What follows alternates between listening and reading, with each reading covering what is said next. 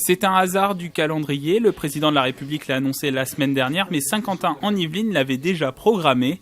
Le club Climat-Énergie a organisé une conférence sur la transition énergétique, une réflexion sur la mobilité de demain proposée par des experts devant des chefs d'entreprise du territoire. Les entreprises sont extrêmement partantes, impliquées dans ces groupes de travail qui travaillent pour Saint-Quentin pour bien sûr réussir ce pari. Ce qu'il faudra, c'est surtout consommer mieux, mais sans pour autant être au détriment de nos besoins. Parce que faire moins, c'est consommer moins, mais ça ne tient pas dans le temps. Donc consommer mieux, c'est aussi être respectueux de la planète, c'est respectueux de nos usages. Comment se déplacent les individus, quels sont les moyens utilisés, ou encore comment les Français consomment-ils l'énergie? Plusieurs problématiques étudiées par les conférenciers. Si la mobilité contrainte baisse, à partir de ce moment-là, on aura moins de consommation d'énergie.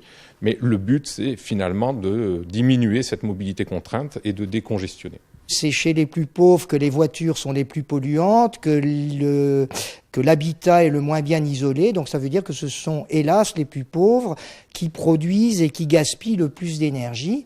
Et donc en fait, toute la question est le transfert des moyens des riches qui sont déjà relativement bien avancés en transition énergétique vers les pauvres qui, eux, ne le sont pas, mais n'ont pas les moyens d'améliorer les choses.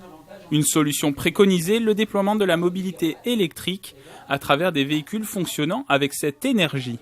Le véhicule électrique reste encore cher. La question, c'est quel type d'usage on peut avoir, comment avoir accès à ces véhicules. Donc une des possibilités est bien évidemment de passer par du service et non plus par de la possession en direct. Prochaine édition prévue fin 2019, la thématique sera déterminée par le conseil d'administration du club.